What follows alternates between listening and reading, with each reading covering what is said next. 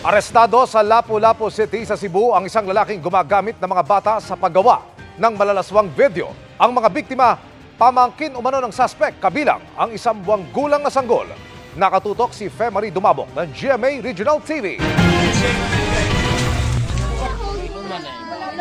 Walang kawala sa pinagsamang puwersa ng NBI at US Homeland Security ang 33 anyos na lalaking ito sa Lapu-Lapu City, Cebu. Sa impormasyon ng US Homeland Security, nasa likod ng cyberpornography ang suspect, kung saan mga batang biktima ang pinaggagawa ng malalaswang video. Pati nga raw kanyang mga pamangkin, inilalako niya sa mga dayuhang parokyano. Kasamang na-rescue ng otoridad ang 3 magpinsan, 8 taong gulang na kambal na babae at 1 buwang gulang lang na sanggol. Pansamantala silang nasa pangangalaga ng social workers. Nakuha naman mula sa suspect ang iba't ibang sex toys.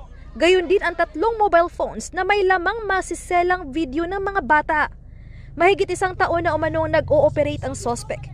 Hindi naman isinasantabi ng otoridad na may alam ang mga magulang sa ginagawa ng suspect sa kanilang mga anak. Our children, they are not merchandise, whether online or offline. Let us protect our children.